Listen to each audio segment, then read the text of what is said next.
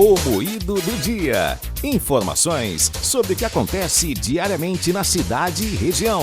A embarcação era o maior navio de guerra do país, com capacidade de transportar até 40 aeronaves e pesando mais de 30 mil toneladas. Mas para falar melhor sobre o assunto, a gente conversa agora com o professor de Biologia, Marcelo Bezerra. Bom dia, professor. Olá, muito bom dia, Carla. Bom dia aos ouvintes da Rádio Cidade. Professor, qual o perigo que um navio dessas proporções ele representa para o meio ambiente? Pois é a composição dele, Carla. O perigo do descarte, do naufrágio de um navio com essa estrutura, como esse navio que estava indo para a Turquia, é que ao ser naufragado ele tem uma grande quantidade de amianto. O grande problema é essa alta, elevada quantidade de amianto que ao entrar em contato com a água, essa substância, que é uma substância não biodegradável, e por não apresentar essa característica, ela vai começar a fazer parte da disponibilidade do ecossistema marinho. Então, muitos animais marinhos são filtradores,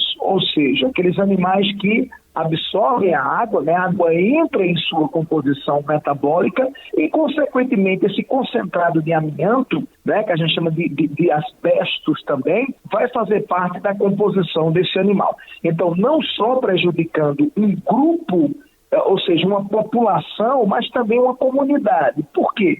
Porque a gente sabe que os seres vivos, eles vivem em cadeia, eles vivem numa relação ecológica que um precisa da sobrevivência do outro para a sua própria sobrevivência. Então, a partir do momento em que você introduz dentro de uma cadeia alimentar uma substância não biodegradável, a tendência dela é se acumular nos organismos, desde os menores, muitas vezes seres unicelulares, isso aí passa para os seres que se alimentam desses unicelulares, e aí vai passando para aqueles seres que vão se alimentando um dos outros e vão aumentando a concentração. A gente chama isso aí de biomagnificação ou bioacumulação. E isso é extremamente prejudicial, porque isso acaba atingindo a cadeia alimentar do talassociclo, que a gente chama, que é o conjunto dos ecossistemas de água salgada, minha cara Carla. Professor, além dessa questão que o senhor falou sobre o amianto, ele também é uma substância cancerígena, né? Uma substância tóxica e cancerígena. Essa substância, ela poderia afetar não apenas a vida marinha, mas também as pessoas? Isso, não podemos esquecer que o litoral brasileiro, que aí está bem próximo das águas pernambucanas, consequentemente o litoral brasileiro,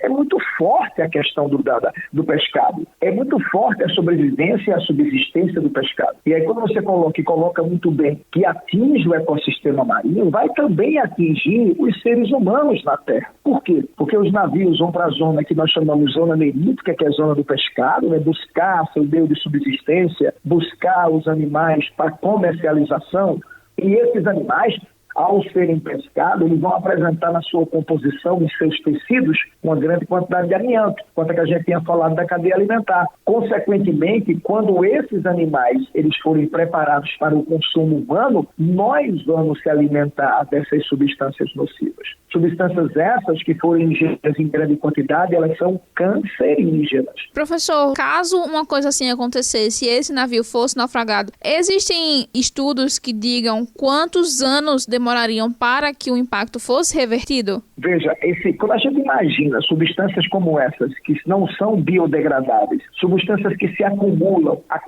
não só em quem está vivo, mas acumula também em sedimentos que são locais de instalação e de reprodução, como acontece com muita fauna marinha. Então, a penetração disso aí no sedimento vai comprometer durante décadas e décadas a proliferação e a biodiversificação dessa forma de vida. Forma de vida essa que é o berço para a biodiversidade de outras. Então, não tenha dúvida que uma área dessa, se for atingido, né, a depender da proporção que ela possa atingir, ela vai deixar por dezenas e dezenas de anos essa área comprometida, diminuindo a biodiversidade e dificultando o reestabelecimento aí dessa fauna e flora, né? Muito obrigada pela sua entrevista, professor. Eu estou à disposição sempre para falar desses temas que são pertinentes. Aproveito para convidar para os ouvintes da Rádio Cidade que já nos acompanham no Manhã Cidade, todo sábado, às 9h30, a gente está com uma coluna Biocidade, com temas muito importantes, falando sobre meio ambiente, sobre saúde. E no próximo sábado a gente vai falar sobre a questão da destruição da floresta amazônica, principalmente a área de redutos Yanomamis. Um forte abraço para todos. Você conferiu no Moído do Dia de hoje uma entrevista com o professor de Biologia Marcelo Bezerra, que explicou o impacto ambiental caso o navio porta-aviões São Paulo seja afundado na costa brasileira. Carla Nogueira, Rádio Cidade. Todo mundo ouve, todo mundo vê.